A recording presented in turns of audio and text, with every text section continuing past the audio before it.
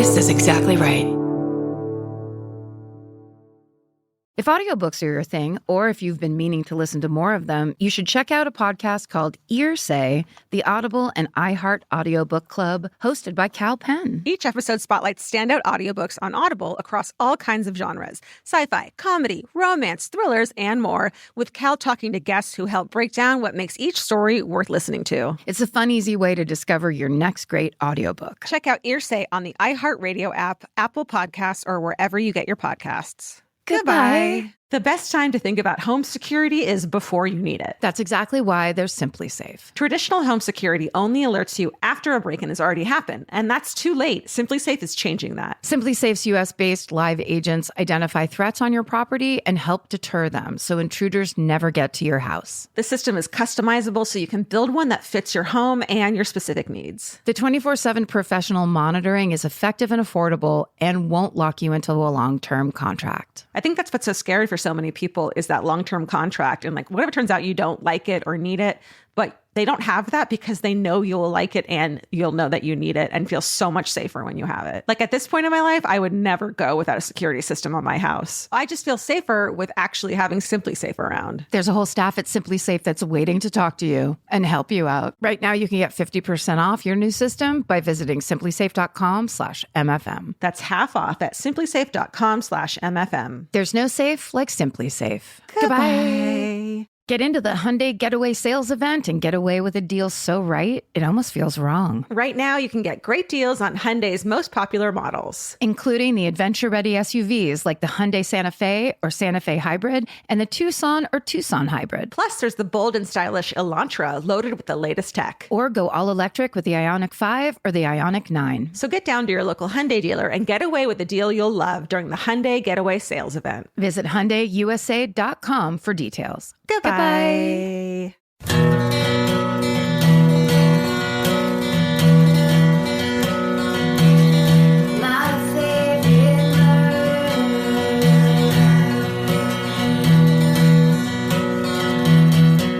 Hello. And welcome to my favorite murder. This is a podcast. That's it. The end.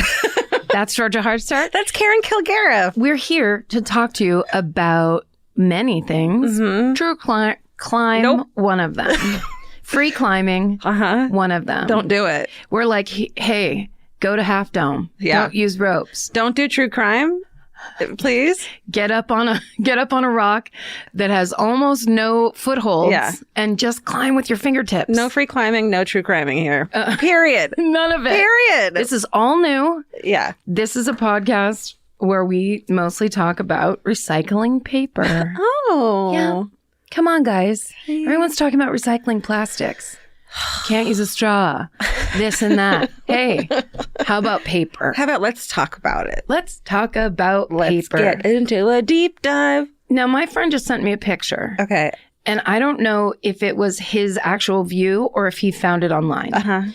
But it made me laugh so hard because it's taken from an aisle seat in a plane. One seat behind a lady who is in the aisle in front of and diagonally across. And that woman is working on a hoop stitch and she's embroidering "Eat a Bag of Dicks." Look at this. The lady of my dreams. So it's my friend Dave Eskandari sent this to me, who I've known since I was 18 years old. And he is the most fun. You met him when we were in San Francisco. He's hilarious. She's holding it up for the world to see. She's just and like... it's beautifully and floral. Isn't it perfect? Eat a Bag of Dicks. It's really well done. She has a blue streak in her hair, so she's a friend of ours. She absolutely looks like a librarian / professional knitter / Derby doll murderino. Yes, for entirely. Sure. Hi, we respect you. We support you. This is the world I want to live in. Let us know if it's you, because we got to know. It's my favorite. Bless your heart. And thanks, Dave, for always keeping me up to date on what's going on in the world. I love that you're the kind of person, and this is the kind of person I strive to be, that when someone sees the term "Eat a Bag of Dicks," they think to send it to you first. You know who's going to like this? Who? Karen K. Yeah, that too. But you know why? Because I remember a time not so long ago when that's the kind of thing you had to hide in your bag. Yeah. Because some weird mid-level businessman would get up all in your shit if you were doing something like that on Southwest. He'd get the vapors and be like, put the back of his palm to his forehead. Oh, and his other hand down on his dockers? Yeah. How dare? How dare you? Why, anymore. I never. Not anymore, friend. Now you can eat a bag of dicks in public. And now you can just go ahead and eat a bag of dicks about it. Welcome, moms and grandmas. New listeners? Yes, this is what it's like. Guys, it really is not appropriate. And that's the fun part. That's right. That's what we like. What have you got going on? Announcements. Let's do a really fun announcement. Okay, yes. You want to do the fun one first? Okay. Absolutely. Before all you skip or skip. Yeah. Actually skip, because this isn't for you. Yeah, that's right. You didn't earn it. You don't get this. Okay. Do you think that there's going to be a time, probably sometime in the near future, where we're going to say the whole podcast together at the same time? I do think that. So. Yes. Oh my God, it already happened. We're close. We're close. So you guys know about my favorite weekend. It's our Santa Barbara Murderino meetup weekend in Santa Barbara. Yeah. We are debuting the official logo for the weekend. It's so fucking cool. It's going to be on merch. You can go to myfavoriteweekend.com to check it out. And we have a special announcement to make. This is very exciting. There's going to be a contest so that you can win 2 tickets for you and your lucky friend of our choosing to come and be at My Favorite Weekend with us. That's right. Yes, and there's going to be live shows. We're doing live shows. Murder Squad's doing live shows. Percast is doing live shows. All of your friends from the Exactly Right network are going to be there. To be announced ones, too, that are really exciting. That's right. And secret guests that are going to be very exciting. Yeah, and there's going to be like all kinds of little fun things going on around Santa Barbara. They're going to hate us by the time we're done. We're going to be embroidering Eat a Bag of Dicks all over Santa Barbara the weekend of November 1st. We're going to be yarning little sweaters to put on traffic meters that say "Eat a bag of dicks." It's going to be a cute little project. I'd actually like if someone would embroider a picture of the woman sitting on her airplane seat embroidering "Eat a bag of dicks." Why not? Let's go meta. Let's go to the inception, please, of dicks. Okay, guess what? What? Okay, so Santa Barbara from November 11th through the 3rd? No, 1st through the 3rd. 11th through the 3rd would be backwards time. That's right. Which could be the new podcast. Doing great. Is everything fine?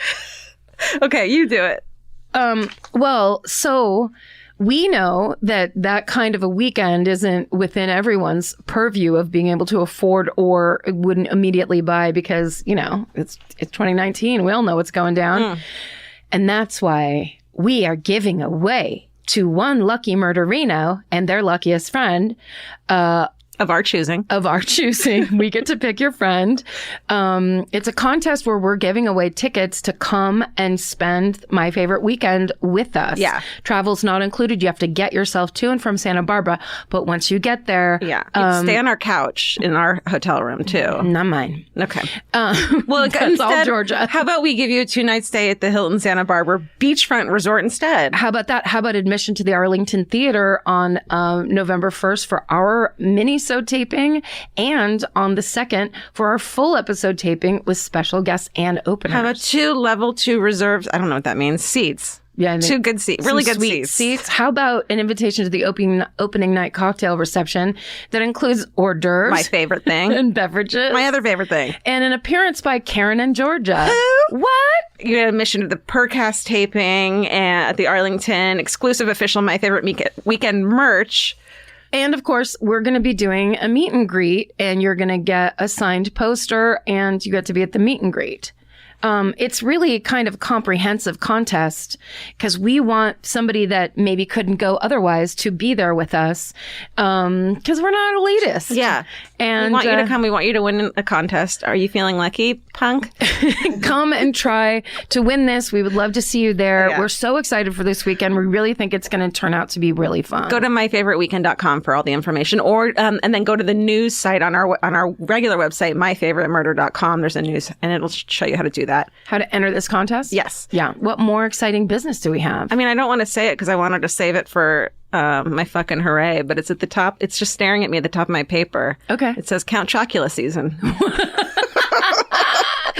true. It's Count Chocula season, and that's my fucking array. I'm gonna say I have to think of a new one now. They bring it back for Halloween. Remember Boo Berry? Yo, yeah. What's the other one? Frankenberry. Frankenberry. Steven's got to know this. He's a millennial. Steven? Boo Berry. Count Chocula. Boo Berry. Okay. Those two are gross, but I didn't know how good this fucking Count Chocula situation was until my stoner husband Threw some down for you? Yeah.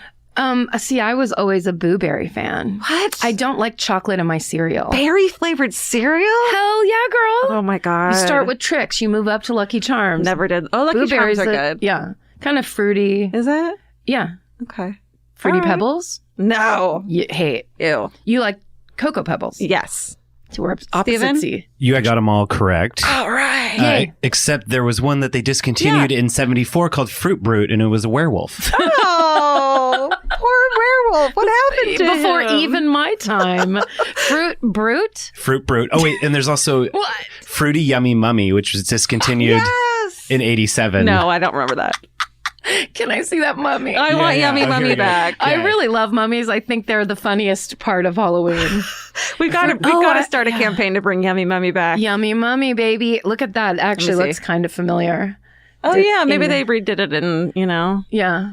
whatever. Fruity yummy mummy.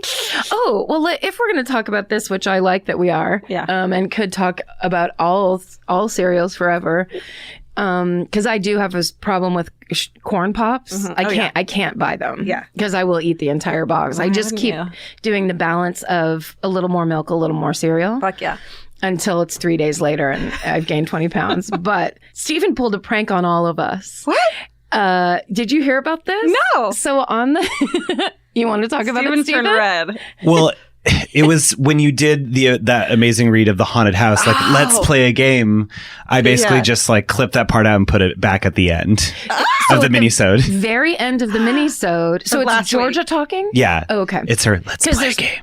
There's play a game. Yeah, that is basically a hidden track at the end of the minisode, and everybody thinks it's me on Twitter because I've gotten 25 tweets with people describing where they were, what happened, and of course the So morning it happens starts. later when it's like quiet. And, It's at the end after Elvis gets his cookie. oh, that's another thing I want to talk about. Yes.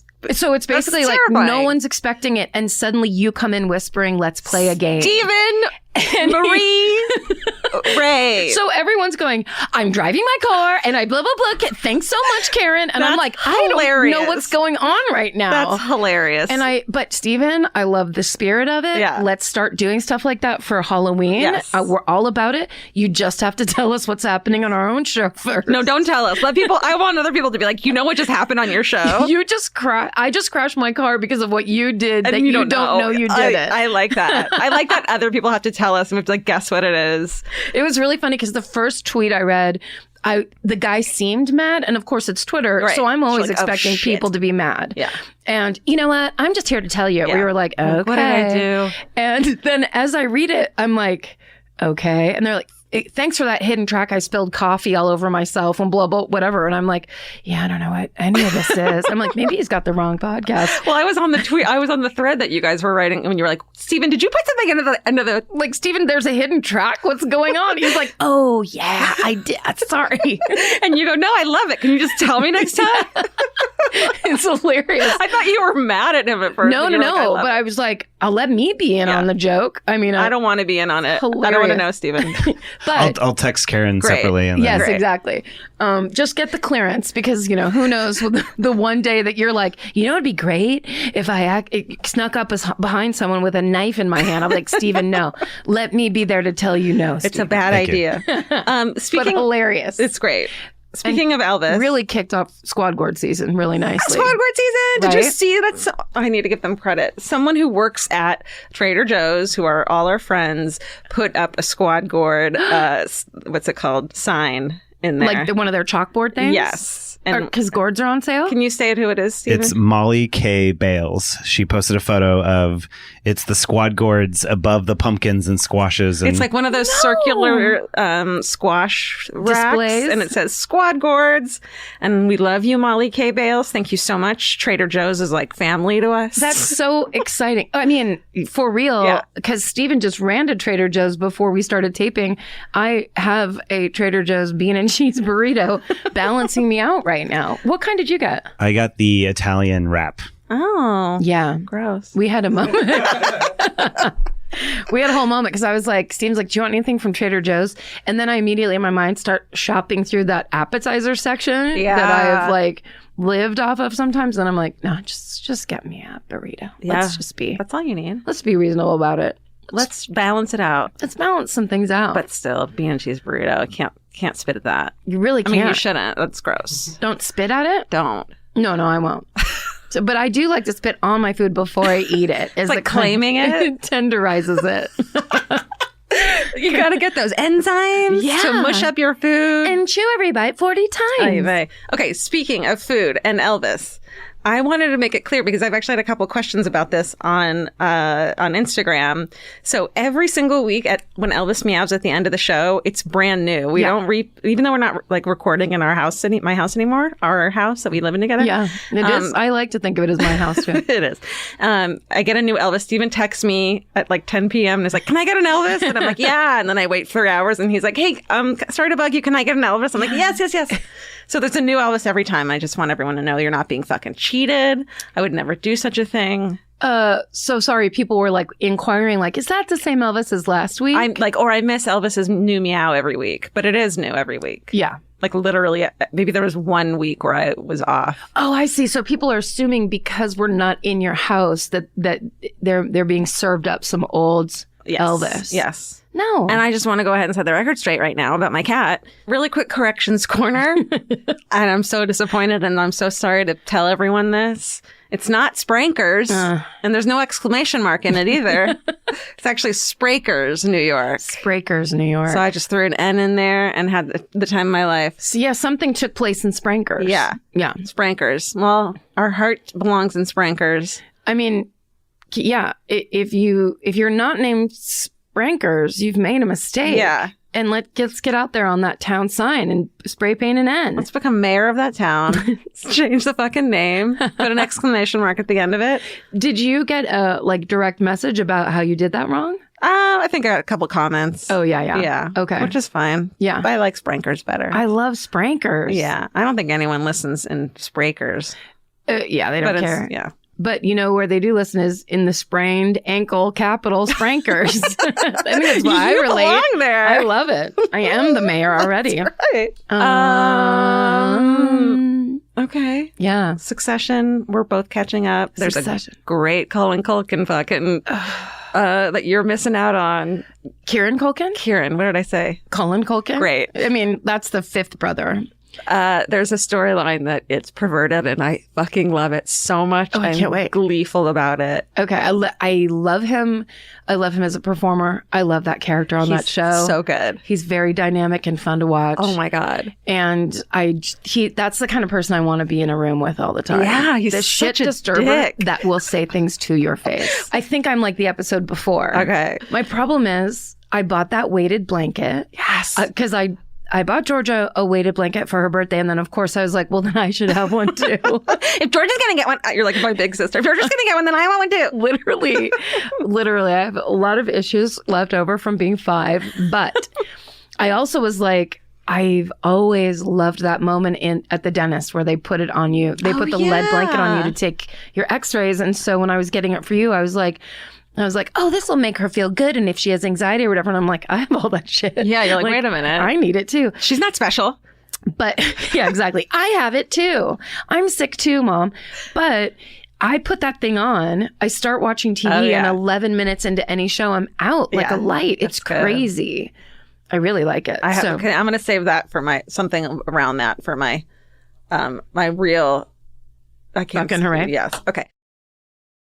The best time to think about home security is before you need it. That's exactly why there's Simply Safe. Traditional home security only alerts you after a break-in has already happened, and that's too late. Simply Safe is changing that. Simply Safe's US-based live agents identify threats on your property and help deter them so intruders never get to your house. The system is customizable so you can build one that fits your home and your specific needs. The 24/7 professional monitoring is effective and affordable and won't lock you into a long-term contract. I think that's what's so scary for so many people is that long-term contract. And like, whatever turns out you don't like it or need it, but they don't have that because they know you'll like it and you'll know that you need it and feel so much safer when you have it. Like at this point in my life, I would never go without a security system on my house. I just feel safer with actually having Simply Safe around. There's a whole staff at Simply Safe that's waiting to talk to you and help you out. Right now, you can get 50% off your new system by visiting simplysafe.com/MFM. That's half off at simplysafe.com/MFM. There's no safe like Simply Safe.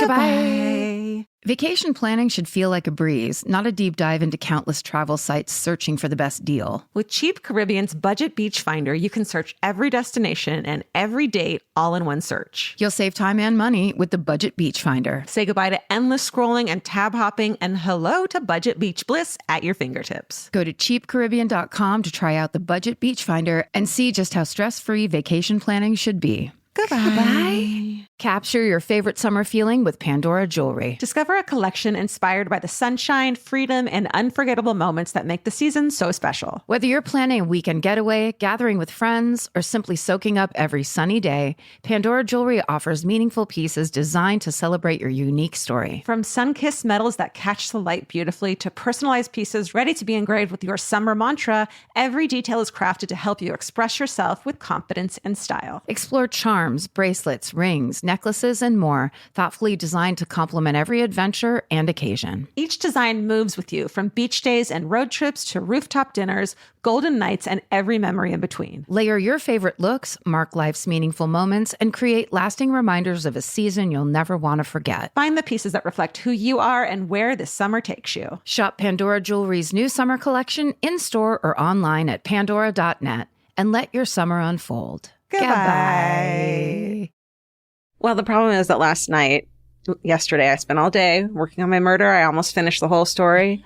I got into bed at like 11:30, went to like Reddit. Thank you, Reddit, for this heads up. I've done it before, it turns out. Dude. I went to I put in Tent Girl Reddit to get some more information.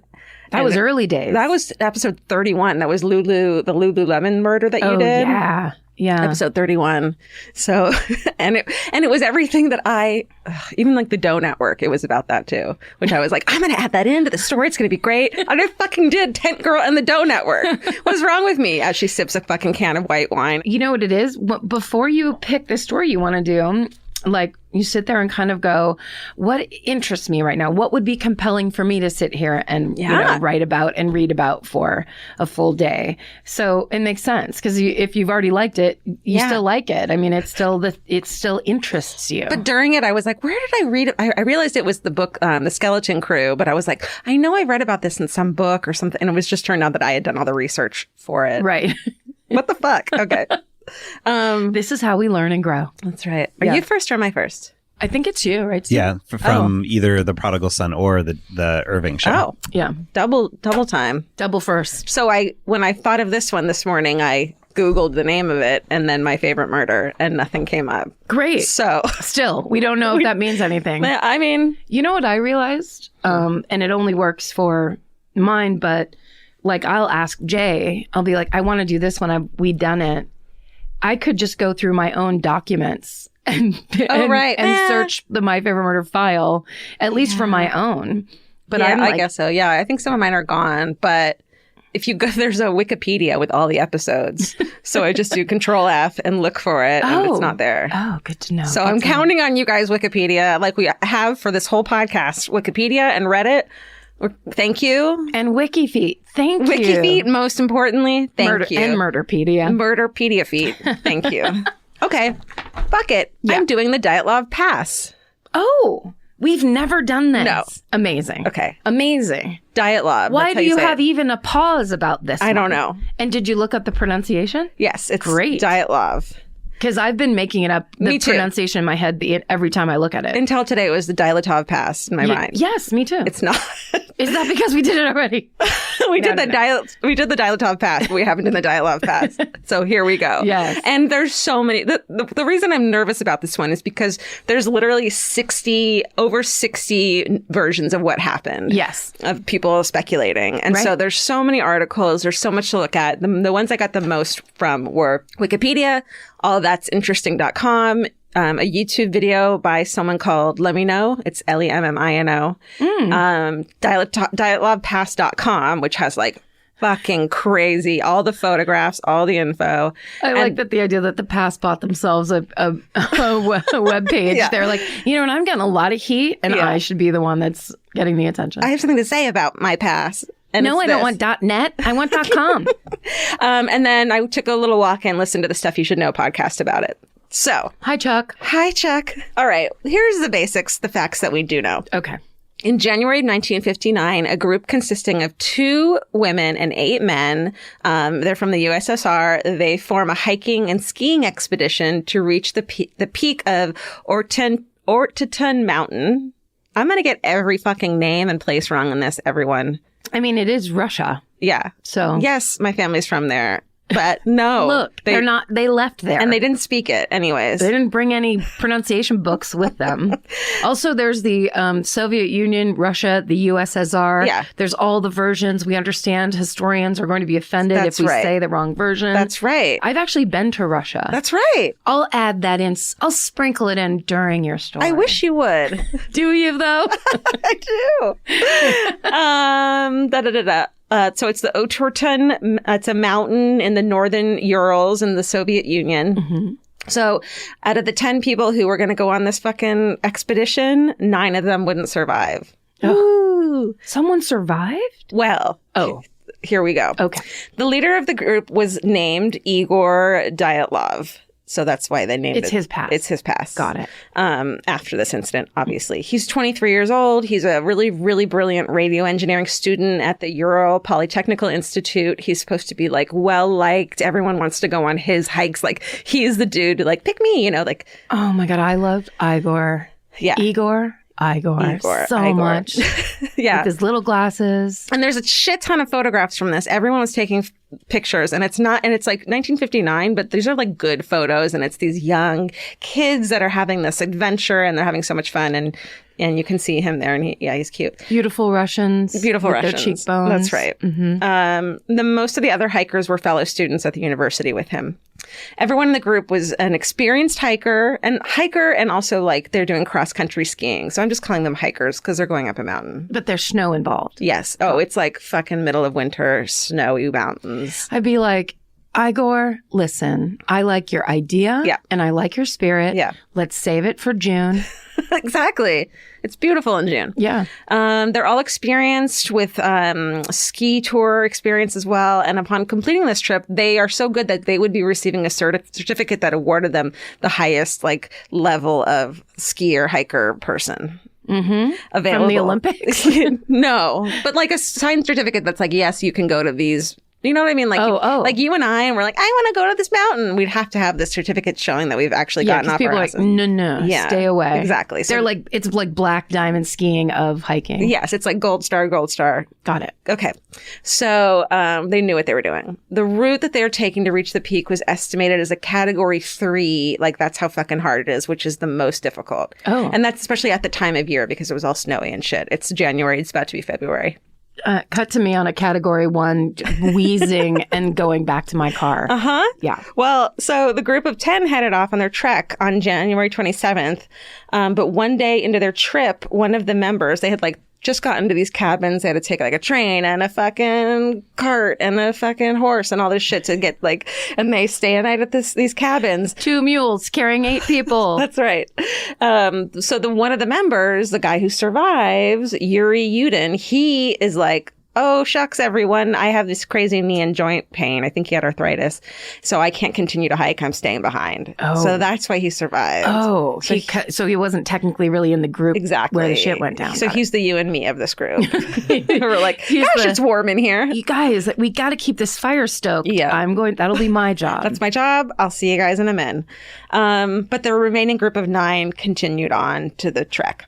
So from here, and they also kept really great diaries as well as the photographs. So the photos and diaries that are later found are all there is that can track the group's route. So they can use these to track them. On January 31st, the group arrived at the edge of a highland area, and they began to prepare for climbing. And they left behind some surplus food and equipment, so like for when they come back down. The following day, February 1st, they start to move through the pass, and it seems like they were planning to get over the pass and make camp like near the summit the next night on the opposite side. But there's a snowstorm and there's decreased visibility, and it looks like they accidentally went west when they were expecting to go north. So they got stuck. They realized they were way behind. And so they were already on this crazy slope. And so when they got there, they decided for some reason to set up camp there rather than move almost a mile downhill to there's this like forested area. And it's not heavy, but then there's trees and shit, so they can kind of get some shelter. But it's a mile away, so they probably didn't want to backtrack, and they probably didn't want to go downhill. And then also it's possible that they wanted to like have the experience of sleeping on a slope as well and like get all those brownie points or whatever the fuck. Sure. Russian brownie points. Vodka points. This mountain is translated to Dead Mountain in the indigenous language of the Mansi people of the region. So that's fucking foreshadowing. Yeah. Before they had left, Dyatlov had said that he would send a telegram back to the sports club that they were a part of as soon as the group returned to that village where good old Yuri had stayed behind stirring the soup. Yeah. But they were supposed to be back no later than February 12th, but it was possible it was going to take longer. So no one really worried when the 12th passed and there was no messages, and no one back home freaked out. But by the 20th, the families of the hikers were like, what's fucking going on? This isn't good. I hate that old-fashioned time issue. Yeah. Where there's no direct way to communicate, and it's like, if you're somewhere, people won't realize things for weeks and weeks. In any story that fills me with anxiety. There's a lot, because it's like, it's not just like they had to go make a phone call to find them. It's like, if you have to wait, and if you can't find them, you have to go fucking hike up that hill and look for them. That's a big trek for these like hardcore hikers. So their families are freaking out. They probably can't go looking for them. So they talk the head of the institute into sending out some volunteer students and teachers to search for the hikers. They do that, and there's photographs of all of this too, of when they reach the camp. The volunteers found the campsite on February 26th. So at this point, they had last written in their diary on the 1st, I believe. So it's February 26th at this point. They get to the camp and they're like, something is very wrong.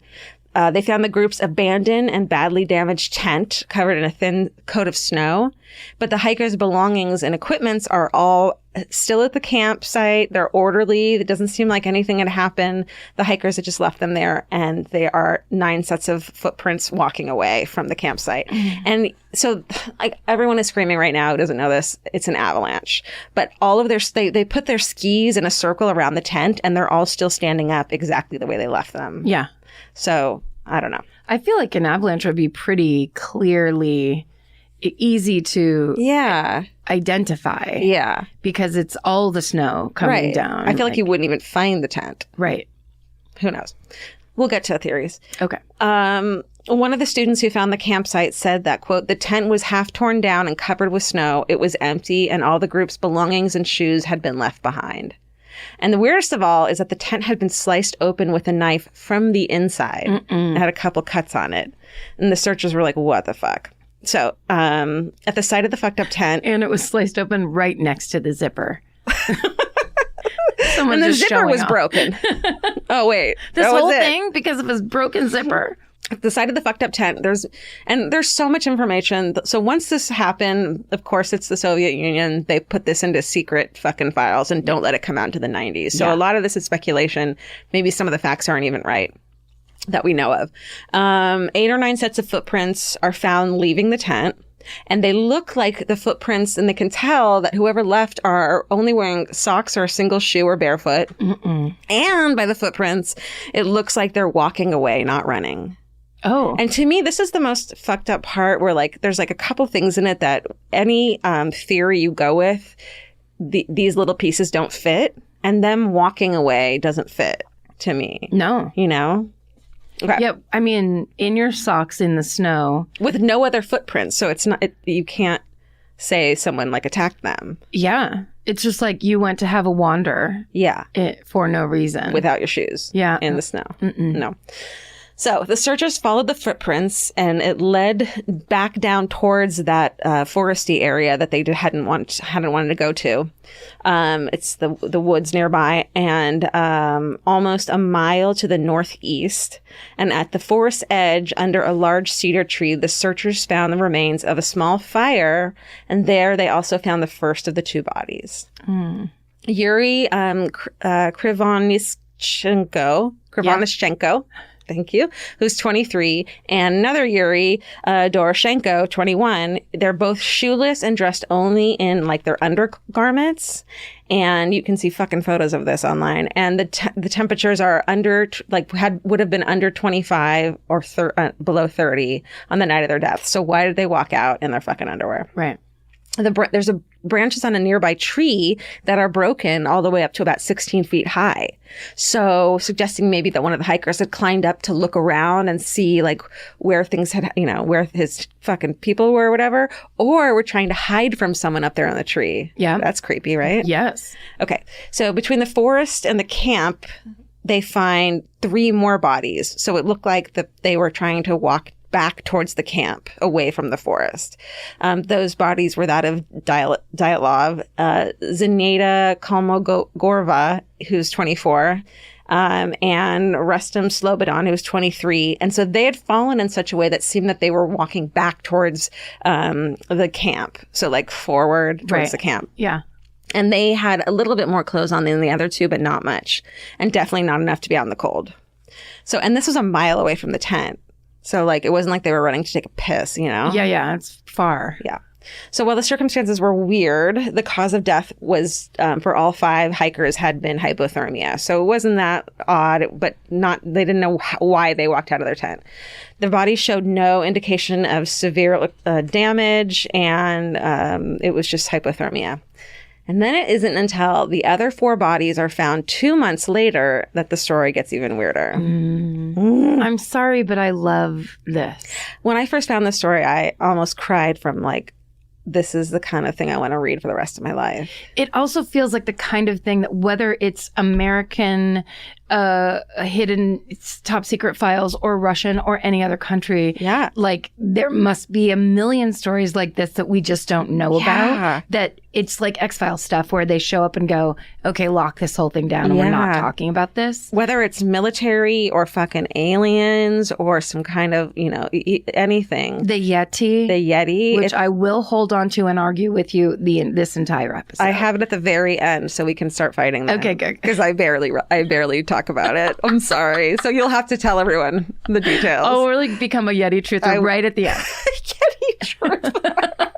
Oh my, shirts for sure. I mean, Yeti truther. I'm just saying, 16 feet up in a tree, how are you up there? At Yeti's shoulders. Make Yeti great again. Okay, so the rest of the bodies are found. They're finally found on May 4th. So this is the beginning of February they had gone missing. Ugh. And they're found May 4th under 13 feet of snow in a ravine almost 250 feet further into the woods from where the others were found. So it's almost like these 2 guys were like, we're staying put here and we'll light a fire and climb a tree for some fucking reason. These 3 were like, we're going to walk back to the tent. And these other 4 were like, we're going deeper into the forest. So like, why did they split up? I mean, just off the top, more scared goes further into the forest. Yeah. The other brave ones are like, you know what, this is fine. Let's go get our shoes. Then they leave. The people that are still near the fire hear something and go up into the tree to see what happened. And then how do they die? Yeti. Okay. But But I wonder if, like, for mountain climbers and for hikers and shit, splitting up is a no-no. Like, you know what I mean? Yeah, but so is walking in the snow with no shoes Fair on. enough. Right? It's a Yeti. It seems It's Yeti. like, did they get dosed with acid? Was there some... Okay, I won't do it. No, let's talk about it, because there is a theory, and I didn't really talk about it much, that the local tribe, the indigenous tribe, do have the mushrooms that they like to fuck around with. Yeah. And one of the things that they do is hang them from, like, socks from a tree. Oh. So did they fucking climb a tree and eat those mushrooms and go absolutely apeshit and cut themselves out of the fucking tent? Yeah, because like they are college students. Yeah. So they could be there to party Yeah, a but little they're like bit. engineer students. That, you know, engineers party the hardest. They'll like make a radio that drugs you. You know what I'm Actually, talking about. that's okay. We're not doing No, this. That's what? yes. Radio waves. Okay. Okay. Okay. The three of them had more clothes on than the other hikers, including some of the clothing that belonged to their dead friends, meaning that possibly they died first and they took their clothes from them. Yeah. And so they knew their friends were fucking dead. How horrible is that? Let's go deeper into the forest. And getting away from that area. That's right. So there were more questions once their bodies were examined. 3 of the hikers had fatal injuries, including Nikolai Fibriginalis. Sorry. Nikolai, I apologize. He was 23. He had suffered significant skull damage that had led to his death. So he had been hit in the head with something. Ludmila Dubinina, who was 20, and Semyon Zolotaryov, who was 38. Not bad, right? I mean, pretty good. Doing my best. Yeah, you are. Was 38. They had major chest fractures. And the weird thing about these wounds that they had is there was no surface wounds. So it's not like someone took a hatchet or whatever. It's like compression fracture. Yeah. And it was said that they could only be caused by immense force comparable to that of a car crash. Or Bigfoot. That's Or, all white, yeah. a Russian Bigfoot. Or like, you know, I wonder if like if you butted someone with a gun, that probably tears skin, right? I mean, I don't know. would There'd be guess. bruising, but Steven, stand up. it's... That's terrible. Steven, climb this trail. So we're sending Steven. This is the other contest. One lucky listener is going with Steven to the top of the Dyatlov Pass. To work some theories Yeah. out. So it's comparable to that of a car accident. So it's like blunt force trauma. God. Yeah. So And how? Out in the middle of nowhere. well, they're in a ravine, so it's possible they fell, but no one wants to believe that. Okay. The most gruesome part of the Dyatlov Pass incident is for poor Dubinina. She's missing her tongue, her eyes, part of her lips, as well as facial tissue and a fragment of her skull bone. And she had extensive skin maceration on her hands. So, yeah, go ahead. Defensive wounds?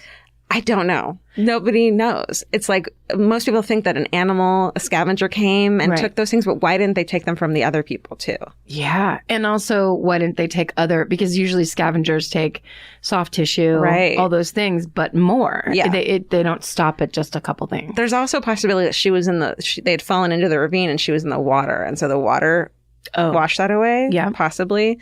I want to believe the weird shit, but there's like explanations on either side for all of them, and I don't want to ignore them. Right. But Yeti. But Yeti? And yet, they also found the body of Alexander Kolvatov, who was 24, in the same location, but he didn't have the severe trauma. So, and actually none of the bodies, aside from Dubinina, had any external wounds associated with bone fractures, as if they'd been subjected to a high-level pressure instead of a violent attack.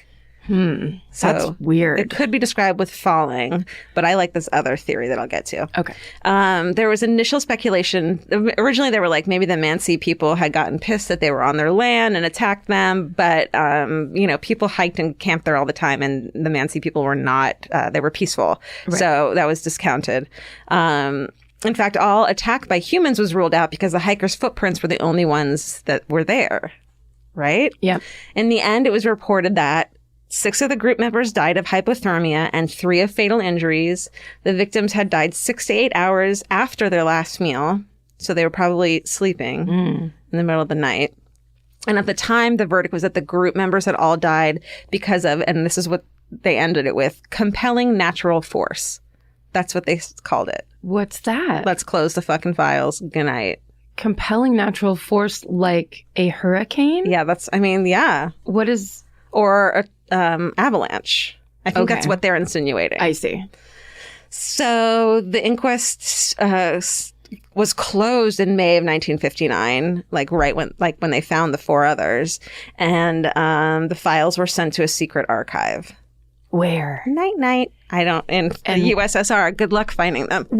And what else is in there? Oh my God! Can you imagine? Come on. But like the thing about that is, it's like, oh, it sounds so sinister and spooky, but like it was the Soviet Union. No files were allowed to be out. So it wasn't until the 90s that they got the files out. Yeah. So the theories! ! I wrote.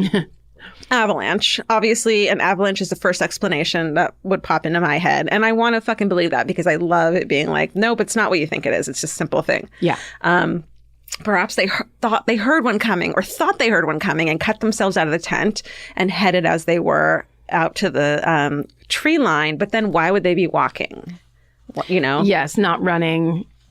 I guess you can. And also, why would you cut yourself out of a tent? Right. If you're walking somewhere and you have the calmness to walk somewhere, why would you then... See, this is why lack of calm of cutting yourself out of a zippable tent. See, to me, it's like if they're wrong about the footprints and someone just misread that, then that explains a lot of shit. And it could be more likely to be any of these things. But also, and this could just, and probably as pure ignorance on my part, how are we talking about the detail of footprints during or after or within an avalanche? Right. Because wouldn't that all be wiped away? Well, maybe the avalanche had already happened and then they cut themselves out and got out. Maybe the tent had collapsed. Okay. But that makes sense. Yes, but all the skis, and you can see in a photo, are standing straight up exactly where they were placed. Strong, super strong skis. The strongest skis. Russian skis. That's right. Rush skis. Oh, no. Siberian rush skis. Rush skis. Yeah. The other thing about the cut that I like, the cut in the tent, is that maybe they thought someone was watching them. And so they didn't want to unzip their fucking tent and be like, yo, why are you watching us? Okay. And instead they like cut a hole to be like, peekaboo. Was the cut hole on the opposite side of the entrance? I don't know. It was on the side of the tent, I believe. And you can see photos of the tent. Okay. On the website. Yeah, if you just go to Dyatlov.com, you can see all those photos. Mm-hmm. But there are a few points of evidence that contradict the avalanche theory. The location had no signs of any avalanche having taken place, and an avalanche would have left certain patterns of debris distributed all over the place. They're not there, and would have caused more serious injuries and different injuries on the bodies. Then over 100 expeditions to the region have been there since, and they've been there before, and none of them ever reported conditions that would create an avalanche, especially in February. Like maybe later when the snow's melting and shit, but not in February. Okay. Also, they were all experienced skiers and experienced hikers and experienced in this type of terrain. So it's really unlikely that they would have set up a camp. You know, they would have known about avalanche things. Risk. Thank you. Sure. So, blah. And then the footprints, of course. Okay. So I'm not feeling the avalanche I don't theory. either. Yeah. It's the most obvious one, and it's like the simple one. It answers the compression injuries, which are the scariest because they're the most mysterious. Yeah. So it's like going, here's this clear natural occurrence. Right. Right? So you've got your scientists, they're like, it's clearly this, but then no. Especially when only 4 of the bodies have that injury. Like, that's weird too, that there's 9 of them and they all kind of have different issues. Mm-hmm. The next one is the katabatic wind. All right. Okay. In 2019, a Swedish-Russian expedition was made to the site, and the investigators proposed that a violent katabatic wind is the explanation. The winds are a rare wind rush that rushes down elevated slopes at hurricane speeds and can be extremely violent, and was implicated in a similar case in Sweden, where 8 hikers died in 1978 after the aftermath of this kind of wind. And the topography of these locations are similar to that expedition. So it's like these hurricane-like winds that fucking sweep down the mountain. Isn't that just the Lord? Isn't everything just the Lord? Isn't everything at the end of the day? Hallelujah. Tambourine time. Yeah. I mean, God, it's just like, but what other place?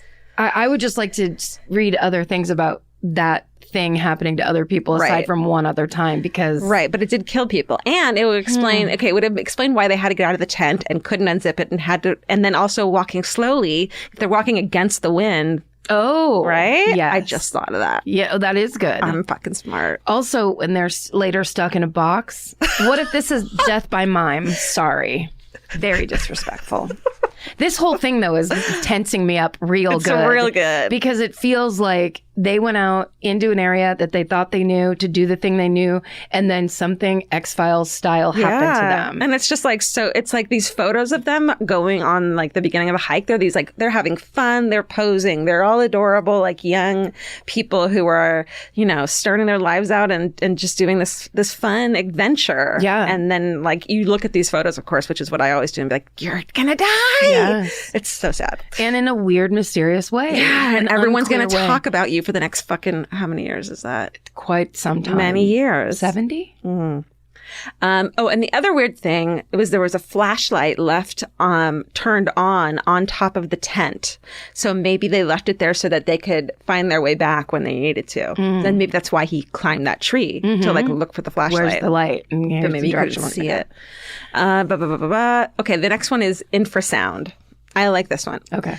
So this is popularized by Donnie Eicher's 2013 book about this called The Dead Mountain. It's called Dead Mountain. And that is the wind going around. There's a wind that's called Karaman Vortex Street. Don't ask me anything. Street as in avenue? Yes. Okay. So it's a repeating pattern of swirling vortices. Vortices, sure. Yeah. Yeah. A great word. Yeah. Caused by a process known as vortex shedding.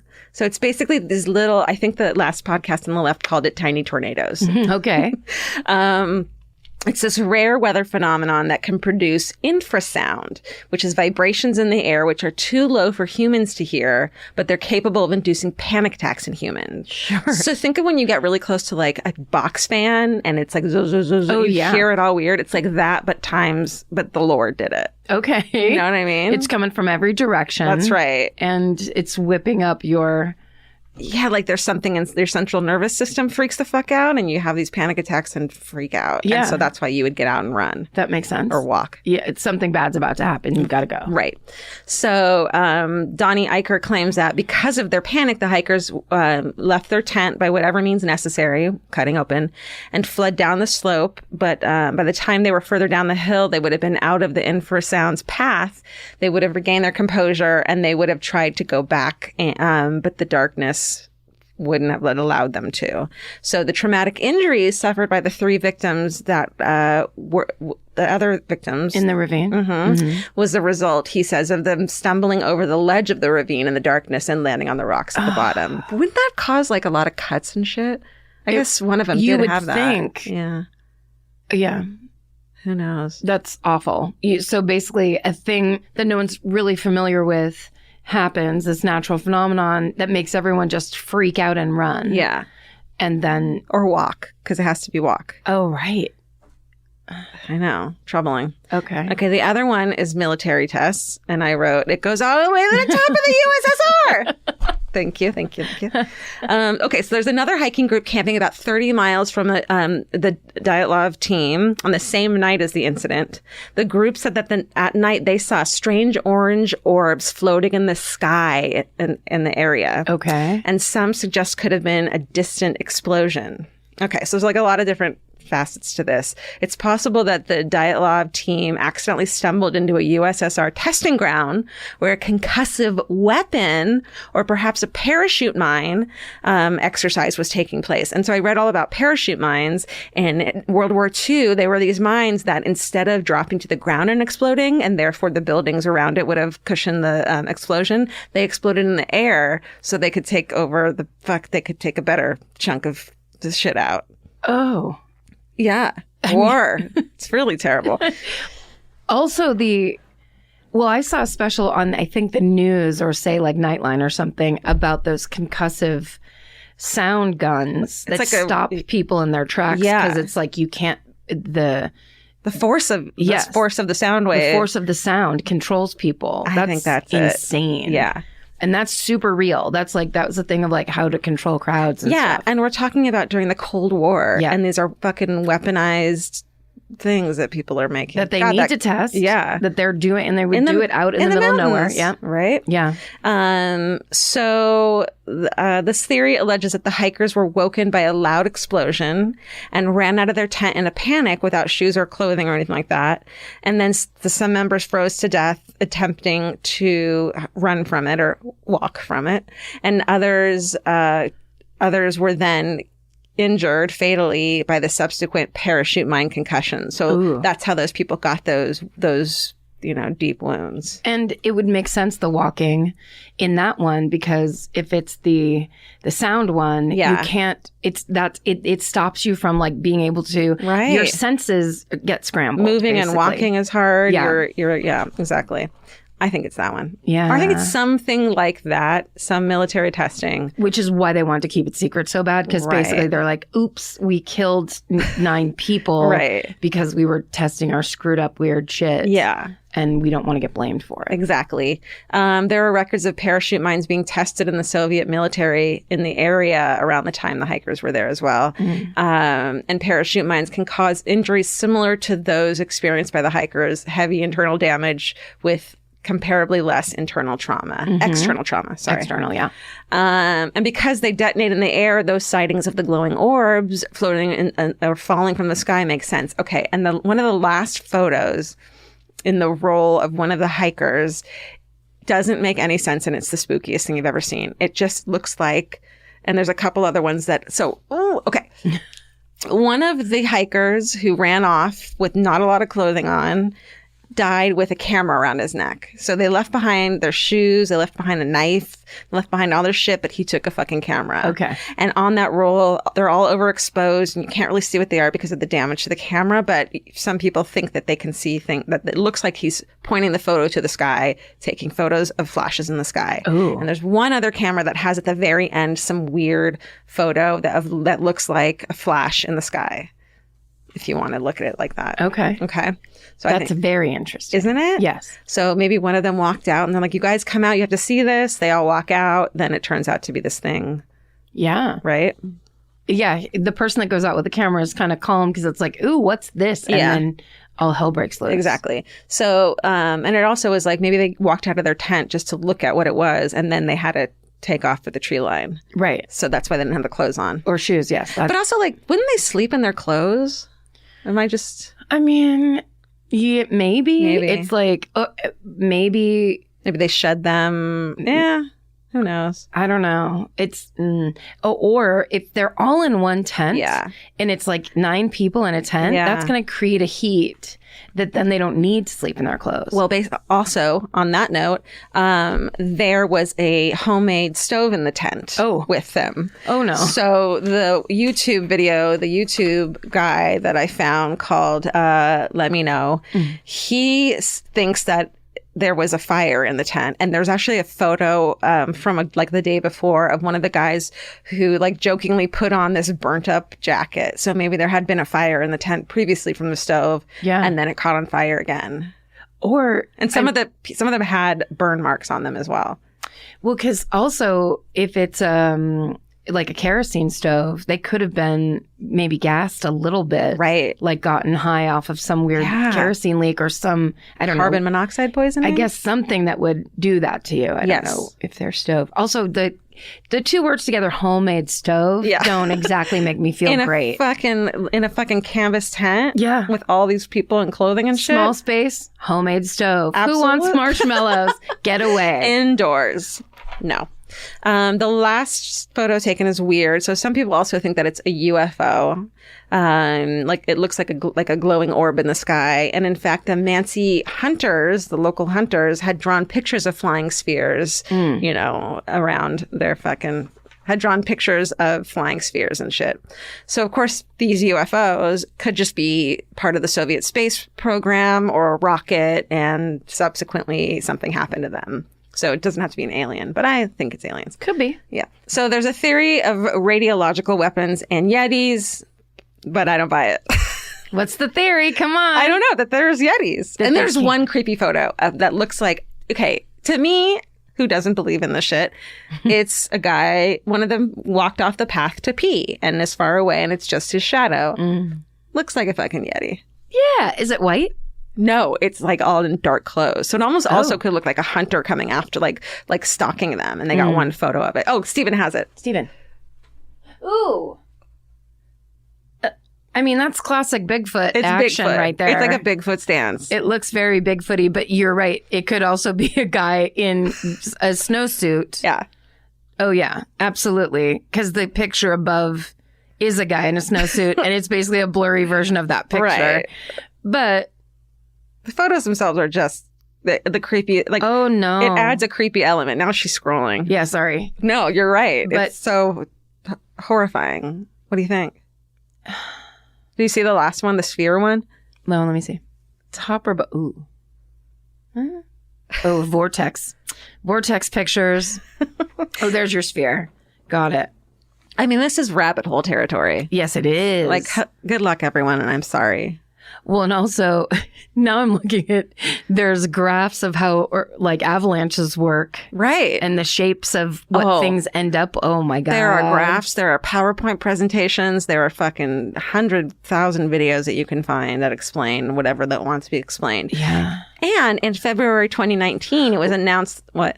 Sorry, but there's a picture of one of the native people. I'm trying to find what their name is. Mansi. The Mansi people. And she's holding what looks like a cartoon mushroom. Red cap with white dots on it. And she's wearing a red shirt with white dots on it. Dress like it. It's like a symbolic thing when they go mushroom hunting to dress like. Totally. Yeah. That's, yeah. So they could have just like taken drugs and freaked out in the tent. And like, I freaked out on drugs before and I was like at my own home. It's like bleeding into a kind of Midsommar territory of like being just out in nature and on drugs. And then what happens? This is why we always tell you, stay at home. Stay in the city in an apartment. There's so much good, like Friday night television. Yeah. Stay calm and then near the phone so you can call 911 on yourself and go to jail. When you freak out on drugs.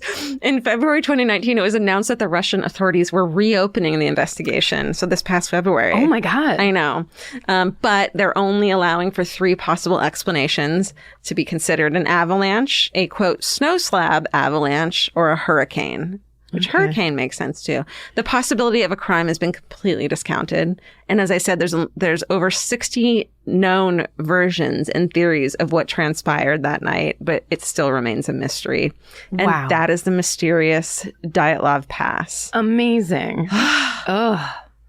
I'm like a little bit worked up right now. Oh my God. Because I feel a little sweaty. I know, it's like, I don't like the idea that all those people died and nobody knows why and nobody like, because here's the thing, I feel like those scientific theories, it's a vortices, it's, you know, a hurricane, it's this tiny tornadoes. Yeah. Like, I feel like, well, then if you love your scientific theory so much, prove it to be true or not true. That's the way science works. Yeah. But it's been so many years and no one's done that. And the idea that this government could be hiding shit and know what happens. Yes. Happened. And then let's go all the way into my cryptozoology area where we don't know what's in the mountains. We don't know what's in, we haven't been out there long enough or far enough. And if the native people are like, we draw pictures of these things, they have been out there. Listen, Yeti's just another name for a snow gorilla. and another word for nothing left to lose. That's right. Snow gorilla. Is that right? That's kind of what they are, right? Yeah, they think so. Great. No, I think you're right on. That was great. Thank you. It was. Next week I'm doing a fucking easy one because it doesn't have Russian names in it. I mean, those pronunciations were tough, but I feel like we're not in Russia yet, so we're not going to get a ton of shit. And I did the Romanovs and no one gave me shit, so as far as I know. I feel like the Russians aren't really like that. You know what I mean? Who like listen to podcasts? Yeah, they're like people who are of Russian descent. They're like big picture. They're like, yeah, there's more going on in the world. I have to calm down a little bit. Because I just want to know. That's what all those shows and things and theories and I just want to know the truth and the answer. Do you know? I was thinking today that like I kind of don't. What if it's so boring? I mean, oftentimes it is. Yeah. But I feel like in those ones where they don't put it to bed, when it is boring and they figure it out, they just release it. No one pays attention. It goes away. Yeah. But in those ones where they don't, or this, like, I remember when I first read about this and it was like, this is proof that aliens came down and zapped everybody and all this weird shit that it's like, no, a lot of, then it was like, oh, well, then we all learn that when you have hypothermia, you get really hot and you take your clothes off and go out into the elements and that you end up dying because you don't actually have an internal system anymore. And you fall down a ravine. And that's why I think, what if we already do know the answer and it's avalanche, but we will never accept it no matter what.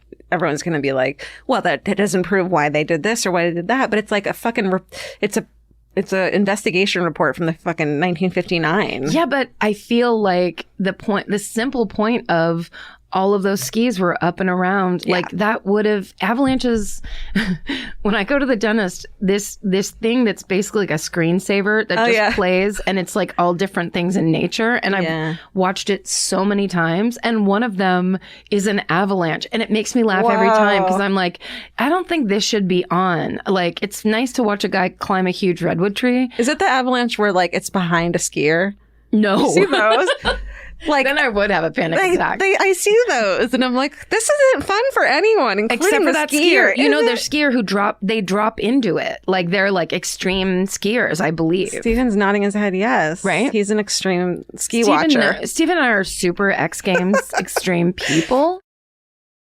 The best time to think about home security is before you need it. That's exactly why there's Simply Safe. Traditional home security only alerts you after a break-in has already happened, and that's too late. Simply Safe is changing that. Simply Safe's US-based live agents identify threats on your property and help deter them so intruders never get to your house. The system is customizable so you can build one that fits your home and your specific needs. The 24/7 professional monitoring is effective and affordable and won't lock you into a long-term contract. I think that's what's so scary for so many people is that long-term contract. And like, what if it turns out you don't like it or need it, but they don't have that because they know you'll like it and you'll know that you need it and feel so much safer when you have it. Like at this point in my life, I would never go without a security system on my house. I just feel safer with actually having Simply Safe around. There's a whole staff at Simply Safe that's waiting to talk to you and help you out. Right now, you can get 50% off your new system by visiting simplysafe.com/MFM. That's half off at simplysafe.com/MFM. There's no safe like Simply Safe. Goodbye. Vacation planning should feel like a breeze, not a deep dive into countless travel sites searching for the best deal. With Cheap Caribbean's Budget Beach Finder, you can search every destination and every date all in one search. You'll save time and money with the Budget Beach Finder. Say goodbye to endless scrolling and tab hopping and hello to Budget Beach Bliss at your fingertips. Go to cheapcaribbean.com to try out the Budget Beach Finder and see just how stress-free vacation planning should be. Goodbye. Capture your favorite summer feeling with Pandora Jewelry. Discover a collection inspired by the sunshine, freedom, and unforgettable moments that make the season so special. Whether you're planning a weekend getaway, gathering with friends, or simply soaking up every sunny day, Pandora Jewelry offers meaningful pieces designed to celebrate your unique story. From sun-kissed metals that catch the light beautifully to personalized pieces ready to be engraved with your summer mantra, every detail is crafted to help you express yourself with confidence and style. Explore charms, bracelets, rings, necklaces, and more, thoughtfully designed to complement every adventure and occasion. Each design moves with you, from beach days and road trips to rooftop dinners, golden nights, and every memory in between. Layer your favorite looks, mark life's meaningful moments, and create lasting reminders of a season you'll never want to forget. Find the pieces that reflect who you are and where this summer takes you. Shop Pandora Jewelry's new summer collection in-store or online at pandora.net and let your summer unfold. Goodbye. I'm about to tell you the story of Dr. Linda Hazzard and the starvation height. Do you know this one? Yes, I started reading the book. Oh, the book is so good. Yeah. Oh, okay. Good fucking pick. Well, and here's why I was excited. Because I've read the book Starvation Heights by Greg Olson, which is one of my main sources. And when I realized that I actually have read the book and yet I haven't done it, it was like a miracle. I love it was that. like a gift from God.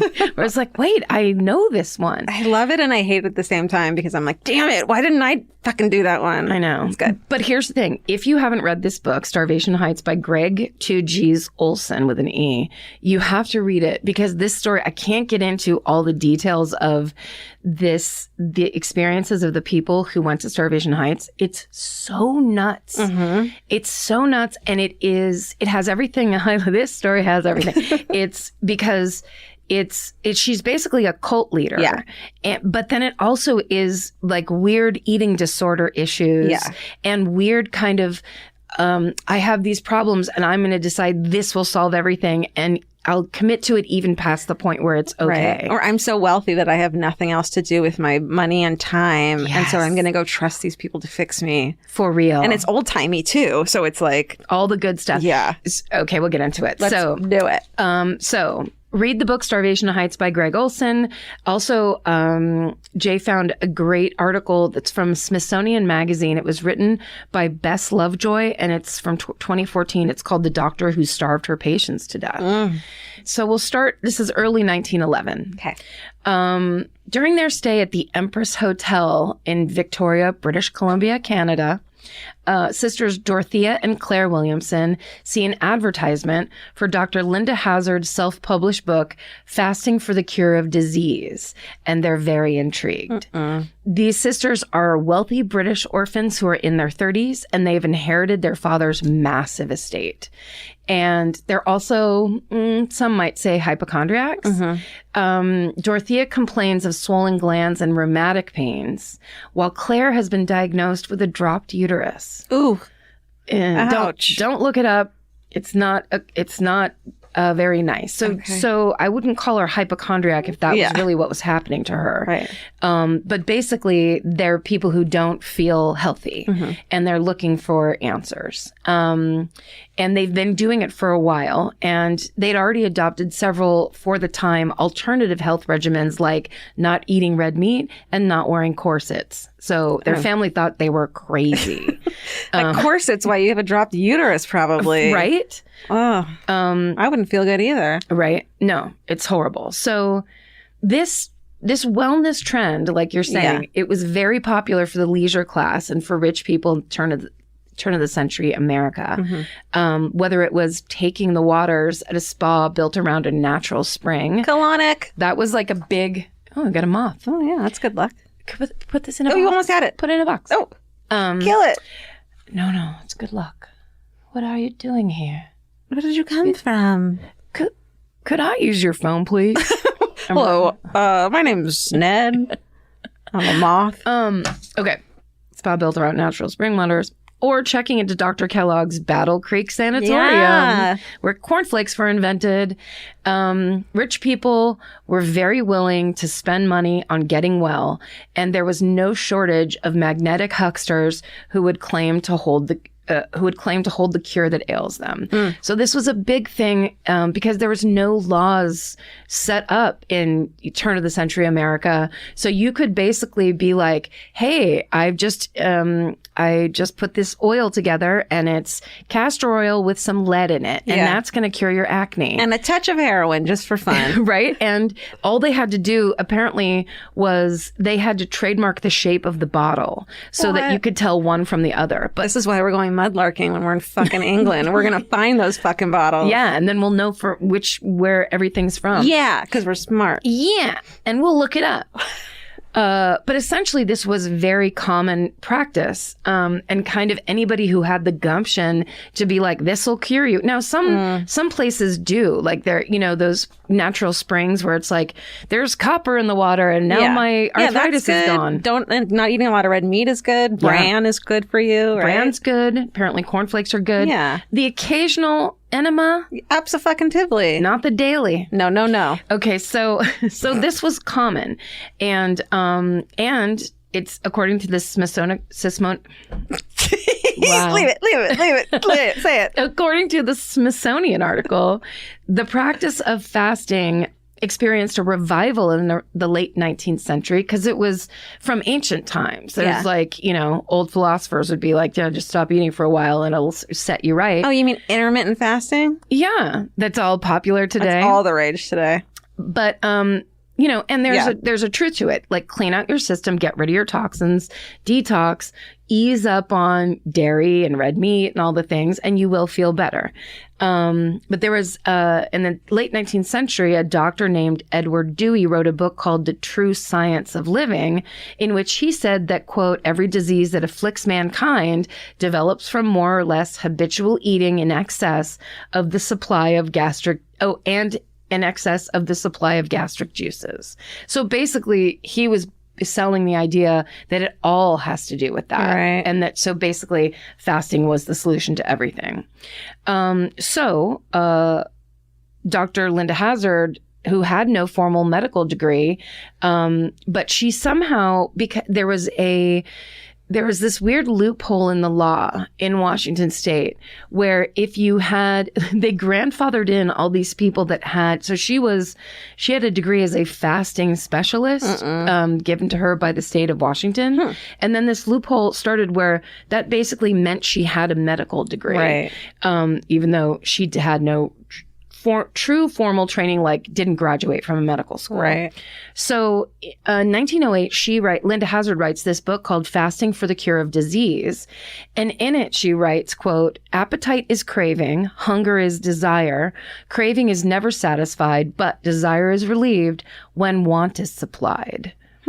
Which is also my favorite Depeche Mode lyric. Ow. So true. Old school jokes. That's good. Essentially, Linda Hazzard's theory of detoxing through fasting, it isn't new, but it very much appeals to the Williamson sisters as this could be the cure because they've tried tons of other stuff. Yeah. And also, they read about the Institute of Natural Therapeutics, which is Dr. Hazzard's institute, her sanatorium in Olalla, Washington. And so they believe it to be a relaxing sanctuary in the wilderness. And so in February of 1911, the Williamson sisters traveled to Seattle for a consultation with Dr. Hazzard.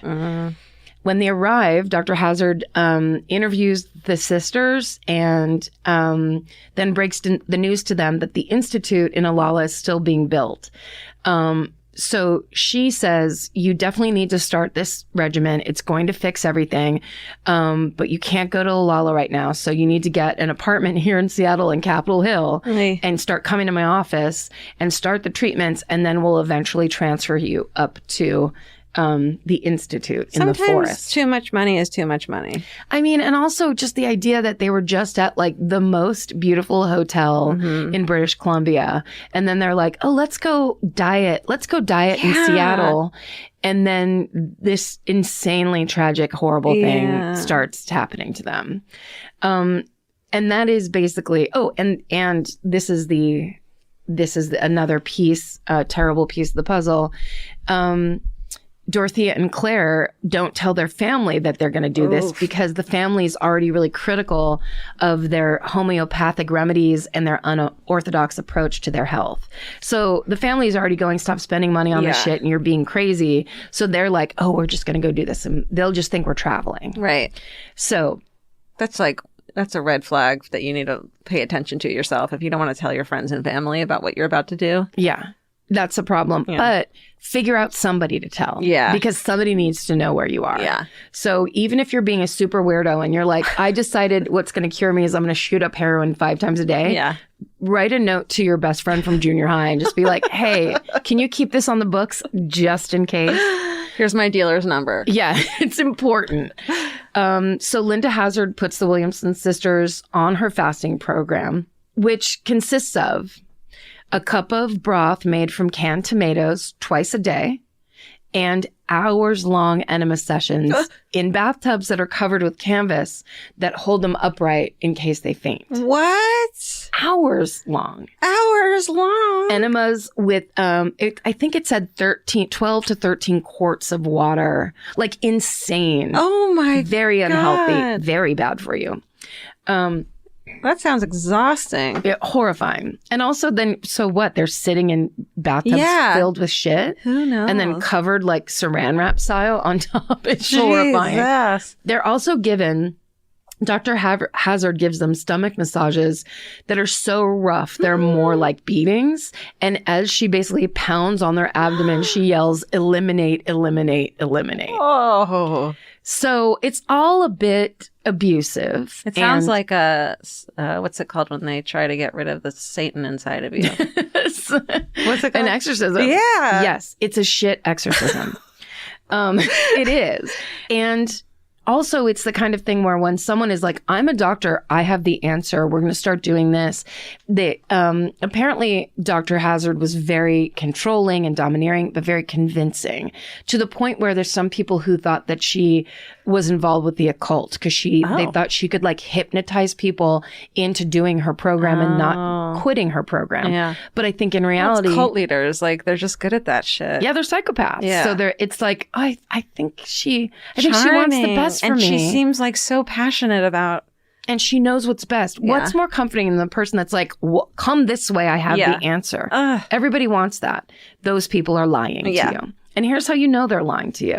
Because during the beating sessions and during the shitting sessions, Dr. Hazzard would make small talk and basically got all the information about the Williamson sisters' wealth and all the assets they held.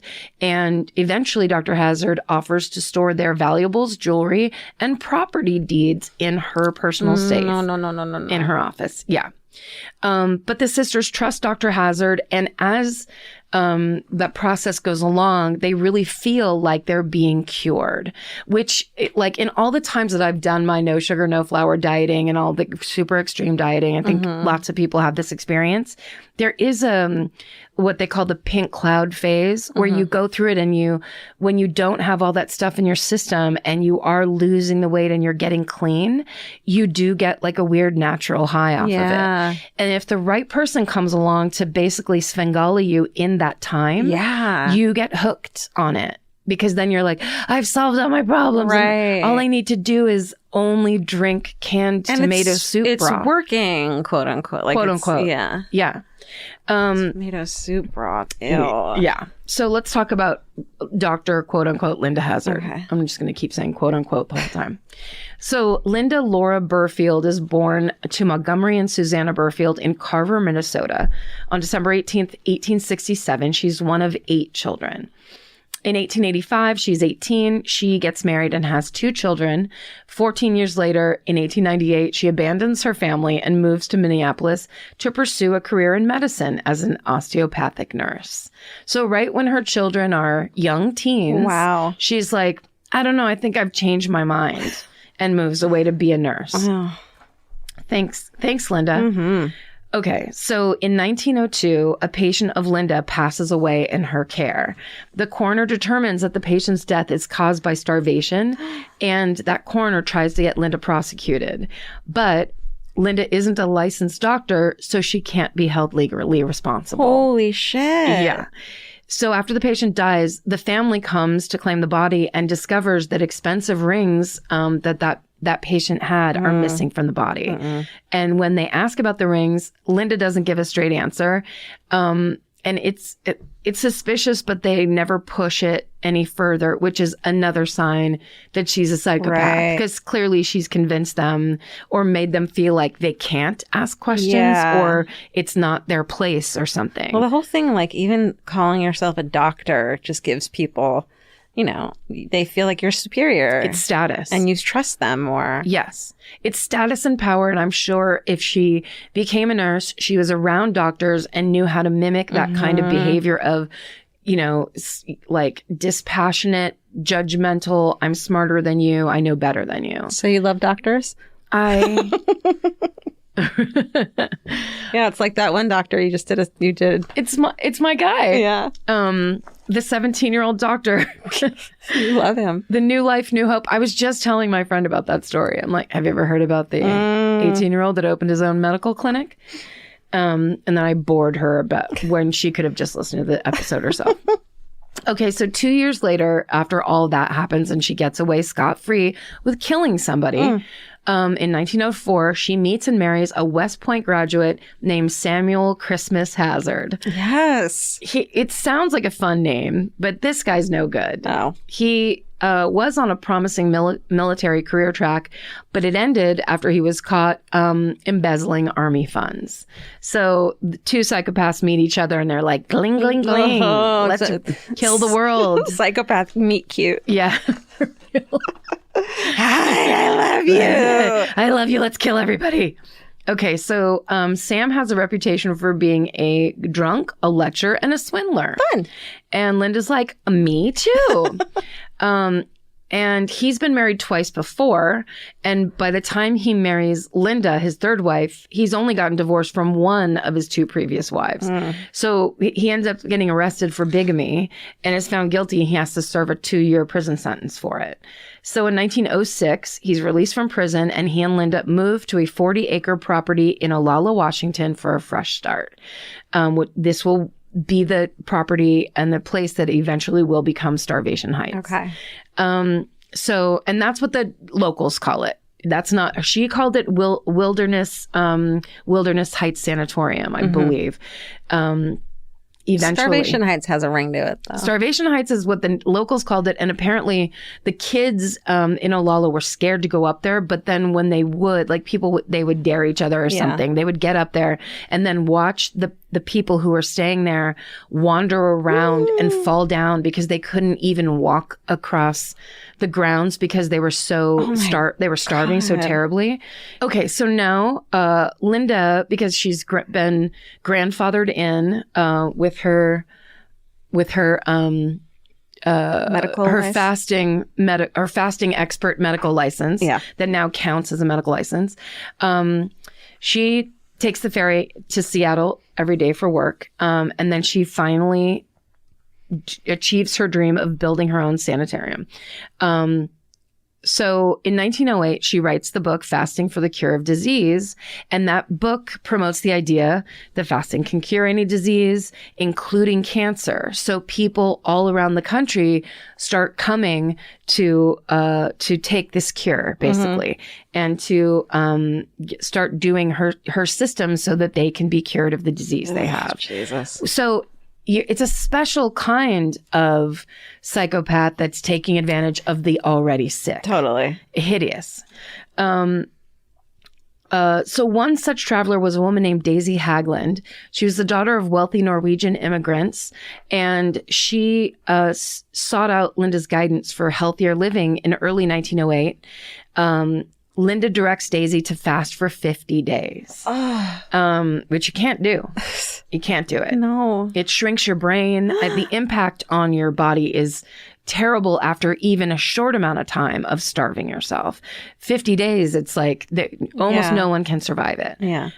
So on February 26, 1908, at the end of her 50-day fast, Daisy dies of starvation at 38 years old. Oh my God. Leaving behind a 3-year-old son named Ivar.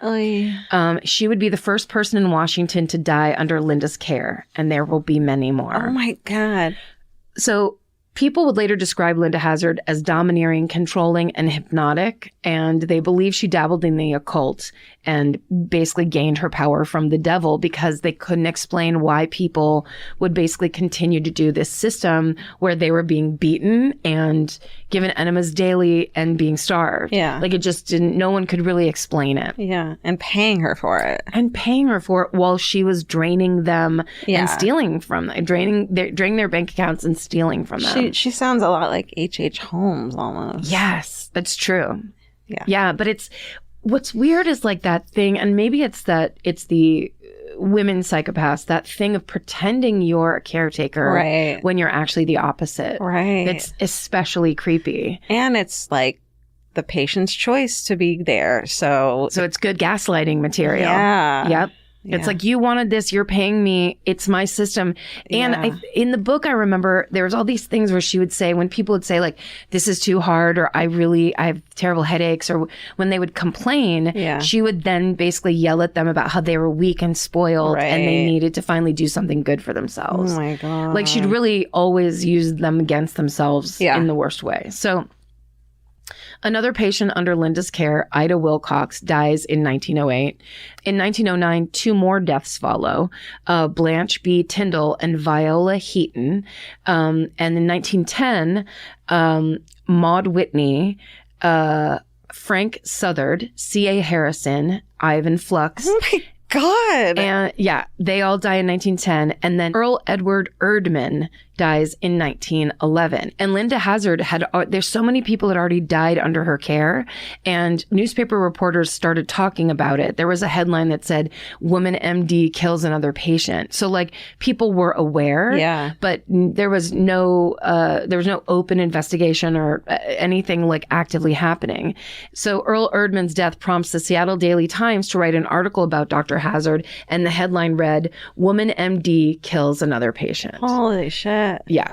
Then, still in 1911, a former legislator and a magazine publisher named Lewis Ellsworth Rader goes to Dr. Hazzard and to take the fasting cure.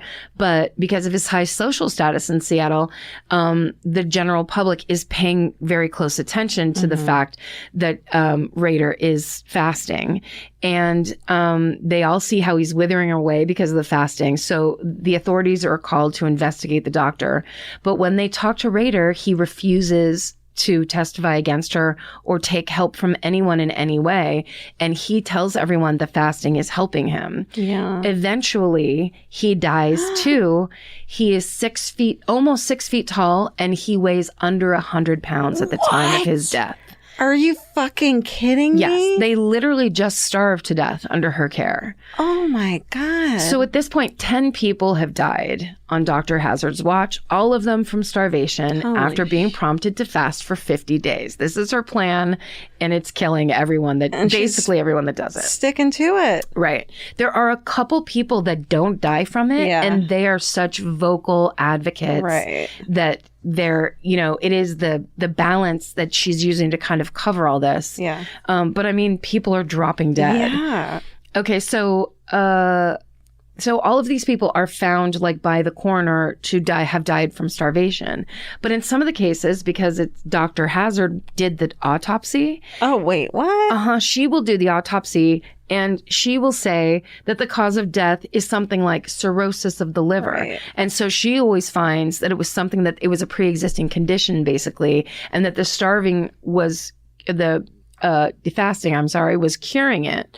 But then it just took over. Yeah, it was too late. It just took over. Yeah. So basically she really is using that doctor thing to get away with so much crazy shit. How does she even know how to do a fucking autopsy if she's a starvation doctor? Well, if she studied to be a nurse, she must know a little something. Yeah. It's just enough to cover.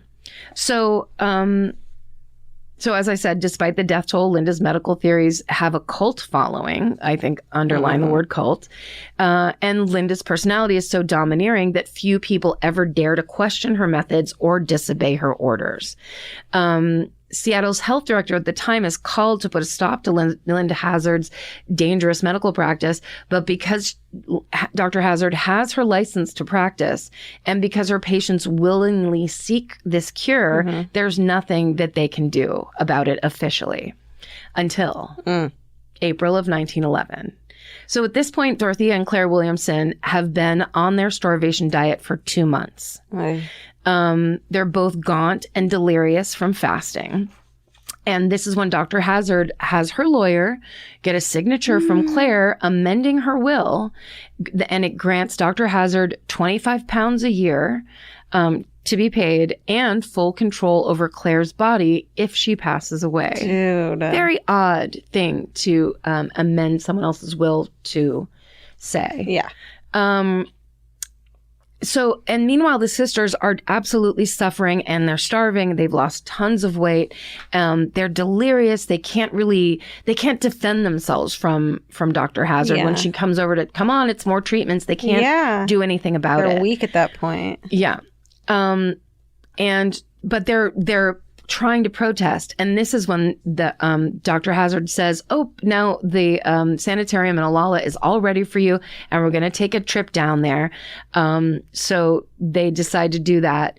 Olalla is about on Google Maps, it was a little over an hour southwest of Seattle. Okay. But I bet it would take longer back then. And at this point, both sisters weigh about 70 pounds. Holy shit. And the pictures are very disturbing. If you look up the pictures, there's photos, and it honestly looks like weird, like mannequins that people have dressed up for Halloween. Oh. They're so gaunt and frightening looking. Yeah. It's really horrible. They look like they're dead, basically. Yeah. So, although the sisters have kept the entire endeavor a secret from the family, like I told you, they knew that the situation was starting to get dire. So on April 30th, they sent a cable to their childhood nurse named Margaret Conway in Australia, asking her to come to Olalla and help them. And the message was so odd and like jumbled and weird that Margaret Conway realizes something terrible is going on, and she immediately buys a ticket to Seattle to help find the sisters. But it's going to take like 2 weeks. It's going to take more than that. The journey from Sydney to Seattle takes a full month. Oh. She arrives on June 1st, 1911, and Sam Hazzard meets her at the station and brings her to Linda's office. And that's when he breaks the news that Claire Williamson has died. So Margaret doesn't understand what's going on. Then Sam takes her to Olalla, to the sanatorium, to see Dorothea. And when she arrives there, she is beyond shocked at what she's looking at. Dorothea is a shell of her former self. She's starved. She's delirious. And she's living in this weird shack on the property. So this idea that they had, and it really goes into it in the book Starvation Heights, they really go into the description of how they keep it and what they're doing. But they basically would keep the patients away from each other. So everyone's kind of being starved, but they're separate. So no one can get together and then go, you go get the sheriff or whatever. Even like look at someone else and be like, that person doesn't look well. Yeah. Exactly. Like if that's what they're doing, this is what I'm doing. This isn't good. Yeah. There's no ability to reflect, and they're all under Dr. Hazzard's control. Right. So when she does find Dorothea weighs 50 pounds. So it's just, that sounds impossible. And it's horrifying. It's the reason Claire died. And imagine being this nurse, this nanny. I mean, she must have been in her 60s or 70s. She shows up to think, they're doing some weird diet. Yeah. And she basically comes to find one of the sisters is dead and the other one is almost a corpse. Oh my God. Plus, this sanitarium that she's come to visit, the other patients start coming up to her and going, please help us get out of here. It is a fucking nightmare. That's terrible. It's a nightmare. Someone needs to make this as a horror movie because Margaret's such a badass. So here's the thing, like you were talking about before, she's from the servant class. Right. So when she tries to take Dorothea out of the Hazards say, no, absolutely, you can't. We're her doctor. She's signed over all control to us. You don't have any control. Yeah. And they basically show her paperwork that says we have legal guardianship over her, and these are her signatures, and this is what she wants, and get out of here. So she's afraid to fight with them or confront them in the moment, but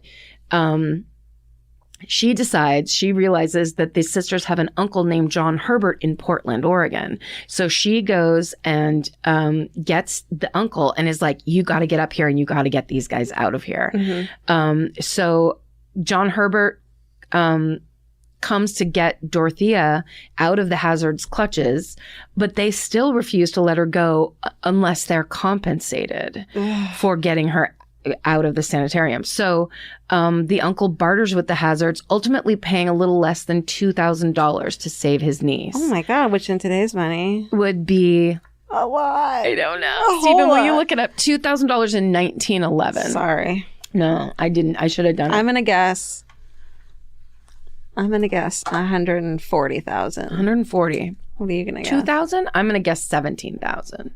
Wait, what was your guesses again? George's is 60,000. Mine is 17,000.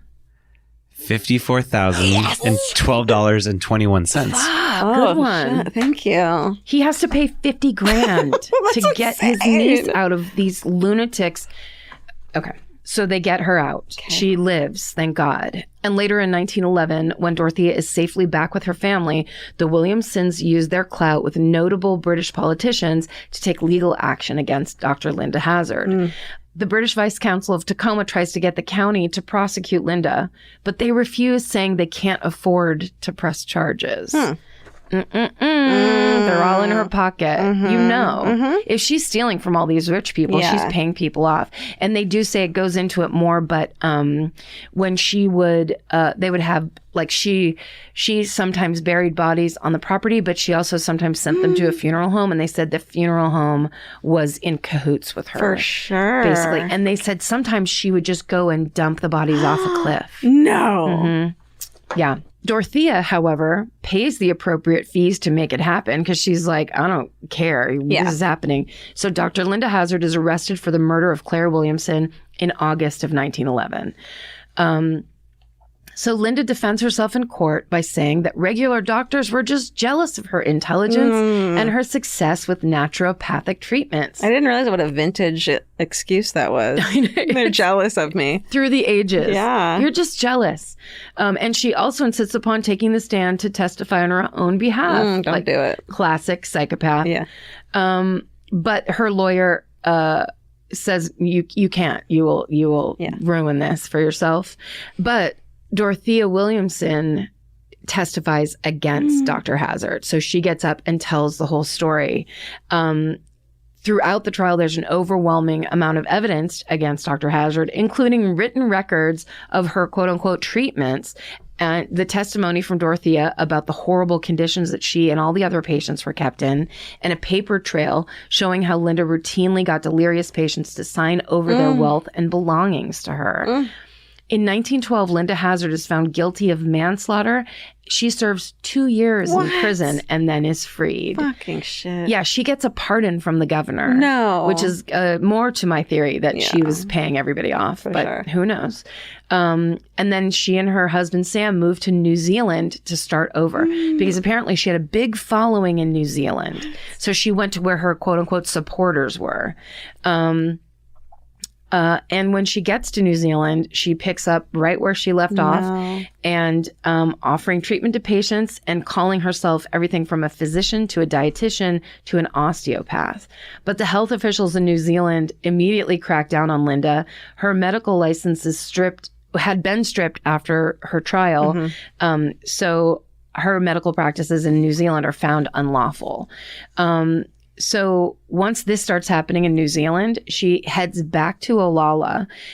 She has saved up enough money from the people she swindled in New Zealand, and she opens a new sanitarium, her dream sanitarium, a bigger one. And even though she's forbidden from practicing medicine, she markets the new sanitarium, as a school of health.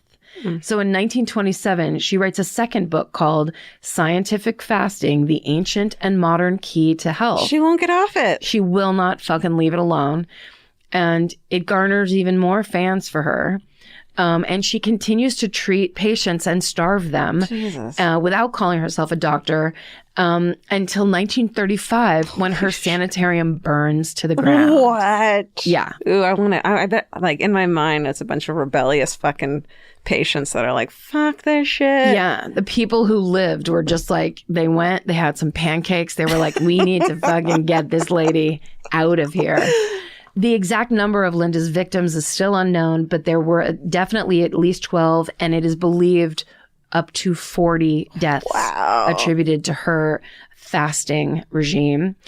Finally, in 1938, Linda becomes ill herself, so she begins her own fasting treatment, and on June 24th, 1938, Linda Hazzard dies of starvation. No. Yes. And this is just a fun trivia fact to end on an up note. Daisy Hagland, who was her first victim in the state of Washington, her 3-year-old son that I told you about, Ivar, he would go on to open what is still to this day a huge chain of seafood restaurants in the Seattle area. One called, and I've actually talked about this before, I think for some reason when we were in Seattle. One of them, they're all named different things, but it's Ivar's Lobster, Ivar's whatever. Oh my God. And my favorite one is Ivar's Acres of Clams. We have to go next time we're in Seattle. Yes, absolutely. Even though you hate seafood. Even though I hate seafood, I absolutely want to go to Ivar's Acres you can get of a Clams. burger. I'm sure they have a burger on the kids menu. Right. And that is the super insane story of Dr. Linda Hazzard, Starvation Heights Sanitarium. Great job. Isn't that nuts? That is nuts. I'm glad you did that. Me too. That's a good one. Shit. Yeah. Read that book. I swear that Starvation Heights book is fascinating. There's so much more stuff that's so creepy. Okay. Really gross stuff about the place itself. Yeah. Fucked up, man. Great job. Thank you. Fucking hooray? Yeah, you ready for fucking hooray? Let's do it. Okay. What's my second one?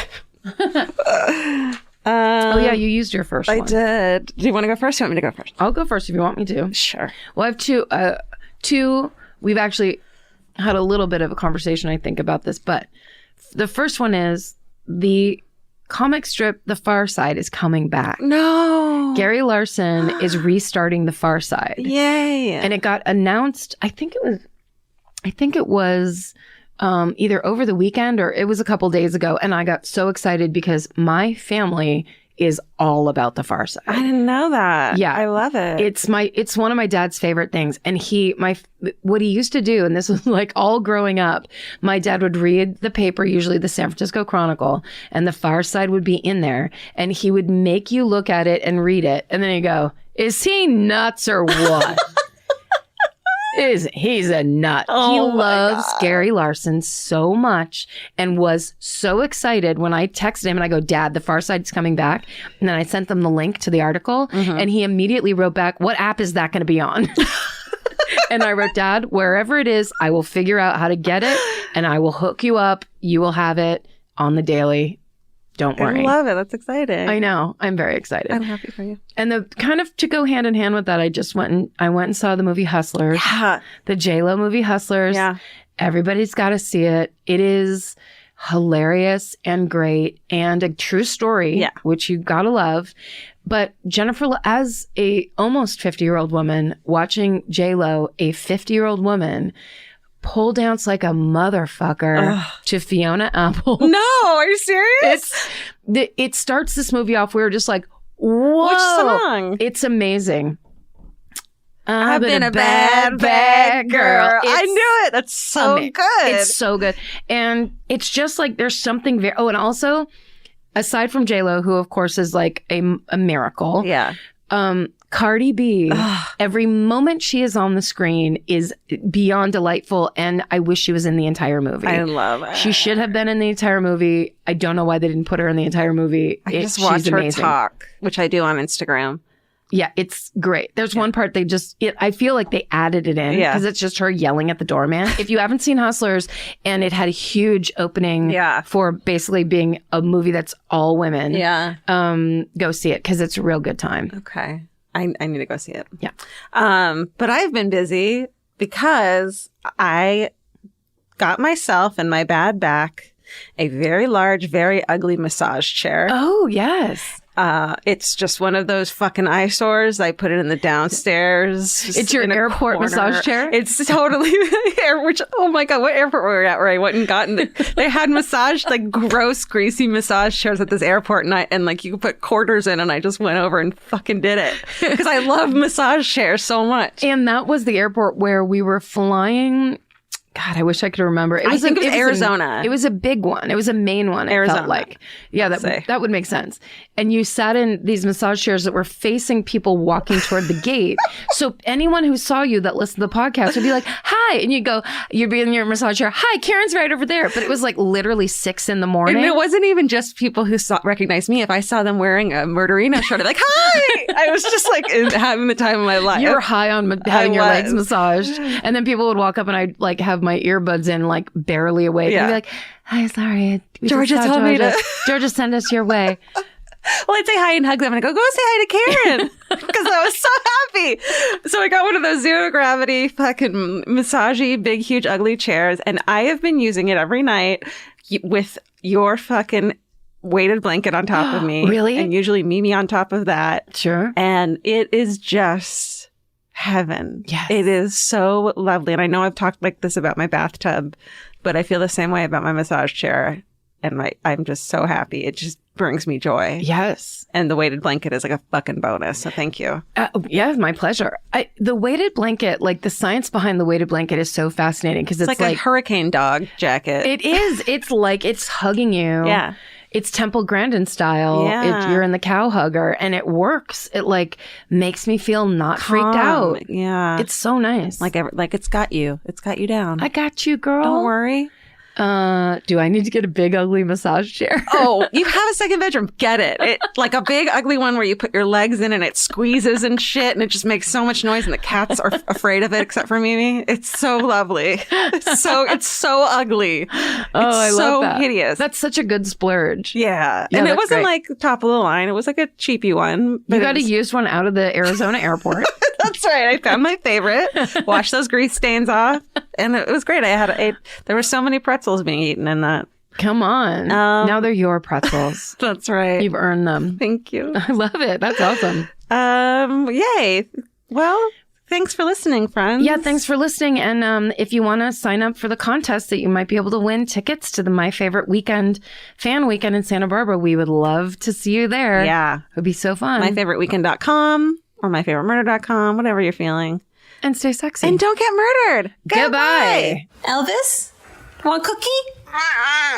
If audiobooks are your thing, or if you've been meaning to listen to more of them, you should check out a podcast called Earsay, the Audible and iHeart Audiobook Club, hosted by Cal Penn. Each episode spotlights standout audiobooks on Audible across all kinds of genres: sci-fi, comedy, romance, thrillers, and more, with Cal talking to guests who help break down what makes each story worth listening to. It's a fun, easy way to discover your next great audiobook. Check out Earsay on the iHeartRadio app, Apple Podcasts, or wherever you get your podcasts. Goodbye. The best time to think about home security is before you need it. That's exactly why there's Simply Safe. Traditional home security only alerts you after a break-in has already happened, and that's too late. Simply Safe is changing that. Simply Safe's US-based live agents identify threats on your property and help deter them so intruders never get to your house. The system is customizable so you can build one that fits your home and your specific needs. The 24/7 professional monitoring is effective and affordable and won't lock you into a long-term contract. I think that's what's so scary for so many people is that long-term contract. And like, whatever turns out you don't like it or need it,